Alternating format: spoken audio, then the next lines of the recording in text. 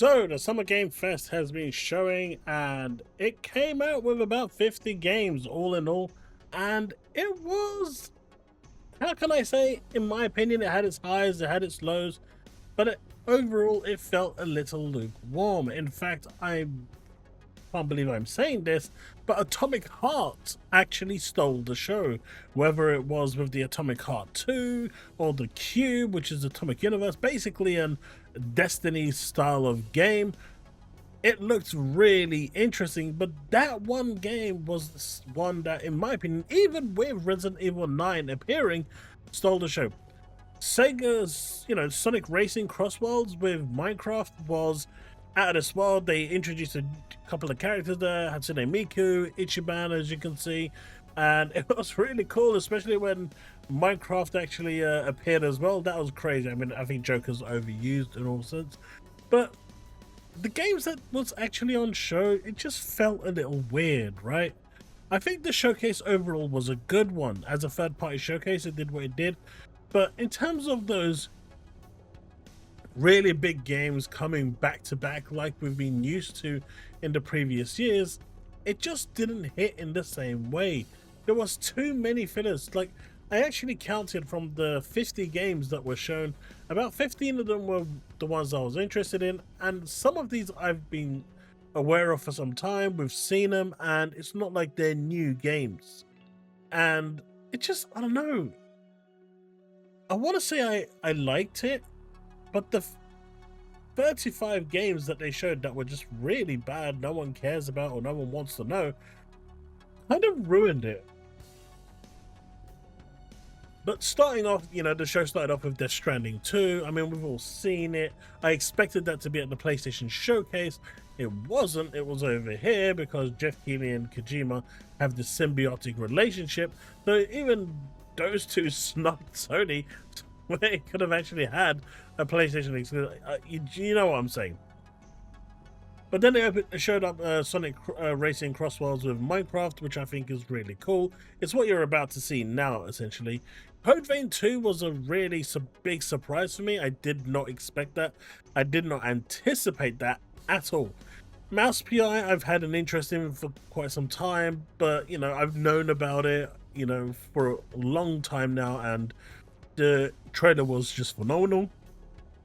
Atomic Heart 2, like I said, stole the show. It was absolutely phenomenal. Whether we're talking about the Cube or whatever, whatever this Atomic Heart 2 was, it knew what to deliver, it knew what the audience wanted, and it delivered in style. And everyone in my chat was completely blown away by this, and then turned around and said, you know what, we may actually have to go and play the first one and see, finish it and come back to this when it's ready, because it just looked that good. Choice of song and everything was just amazing. So I think, the publishers did an absolutely amazing job in selling this, and all I can say is well done, because this was the first time in the show outside of, I'd say, Sonic with the Minecraft, where everyone kind of got alive and actually stood up to pay attention. It captured your attention in all ways and forms. Onimusha came along and didn't really show anything new, in my opinion. It's just Onimusha, and if you're into that, great. Killer Inn is one I'm looking forward to. That looks like a really good multiplayer game. I'm hoping Square Enix finally strike it lucky with this one. It's kind of like an Among Us, but in proper 3D, and it looks a little more interesting.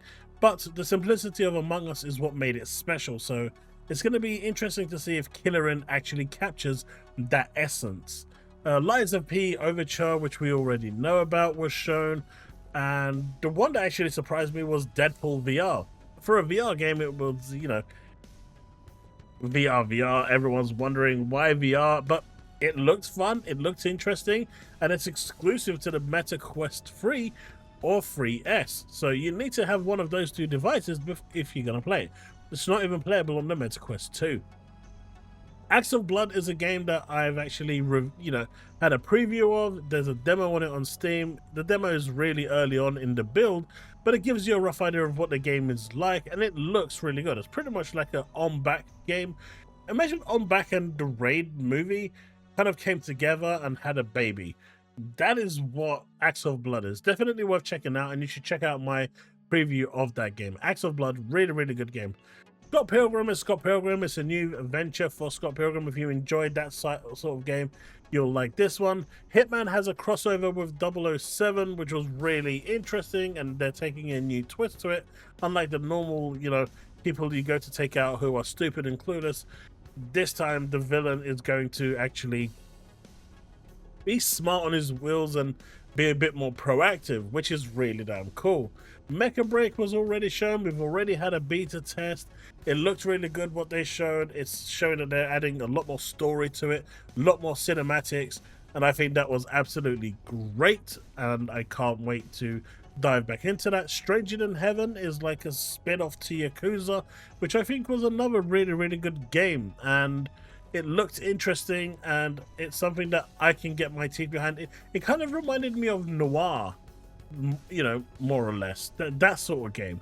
And then finally, of course, Resident Evil 9 was the big one that they left to the very end. But my problem was that there just wasn't enough big ones. Like with the games I've mentioned, Atomic Heart standing out from everything else was not on my bingo cards.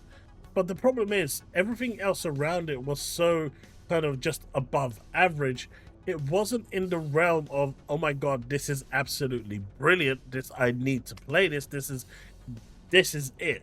Like the games I've listed here in my top 15, top 16 of the show out of 50 pretty much tells its own tale. But I feel like the actual showcases as of late just haven't been delivering. PlayStation's showcase as a third-party showcase was actually decent, but as a first-party showcase, it just didn't deliver. And I'm judging Sony's PlayStation showcase as a first-party showcase, and it just didn't deliver. But I thought Summer Games Fest would have actually done better. I think it was overall on par or just better than, Resident Evil 9, Atomic Heart, Sonic Racing kind of pushed it above. I think Stranger Than Heaven was another good one that kind of sets it above. Deadpool. So there was a few nice ones here, but overall, I just feel like the standard of games has dropped. And I'm hoping these games are going to be really fun to play. I mean, that's a lot of games, between 25, 26. But I don't know. How did you find the actual overall presentation? How did you find Summer Games Fest? Was it everything you wanted it to be? Was you really impressed with what you saw? Let me know in the comment section below. And if you've made it this far, do consider leaving a like and subscribing, hitting that bell to stay up to date with all content I release. And of course, as I've been just asking a question, leave a comment below and let me know what you think. But you've got the Marvel game over here, which is pretty much just Turtles reskinned into a Marvel game, and that's it. They pretty much said so. It looks okay. It's just it's nothing to write home about. So, and I think that's the overall, consensus for me when it comes to the showcase. It was nothing to really write home about, and I felt like it needed a few more of those AAA blockbuster hits to make you go, wow, that we've not seen yet, that are world premieres. I missed the whole world premiere, being said, and we actually get to see it. Instead, there was like half the games in that 16 list that I've mentioned. There's 16 games in total that I mentioned in this list, and half of them have already been shown either last year or at the start of this year. And some of them are even playable, right, with a beta. So then you're looking at like 8 games essentially out of 50 that was remotely new or interesting, or a sequel that you didn't see coming.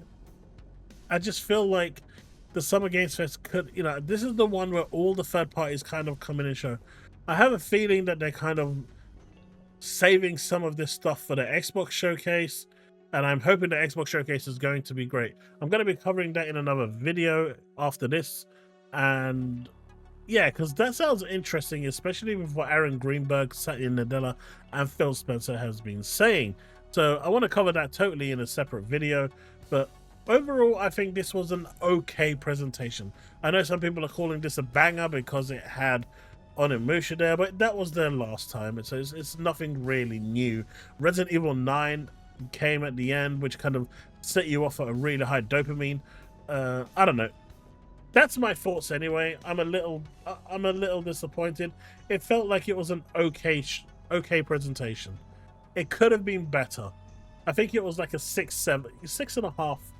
I don't want to say it's a 6 because 6 feels too low, but I don't want to give it a 7 because 7 feels too high based on the criteria, you know, based on the information that I've been saying. So I think around a 6.5, 6.7 is about fair. And I just think it needed like maybe a Control 2 or something like that to push it just above, you know, to 7. I'm a little disappointed overall, but I'd love to hear your thoughts and your comments in the comment section below, and we can have that discussion. Thanks so much for watching, and I'll see you in the next one. Don't forget to like and subscribe, hit the bell to stay up to date with all content I release, and if you want to support me further, you can do via the super thanks underneath the video, or by becoming a YouTube member. Thanks so much. See you in the next one. Peace out, and remain legend.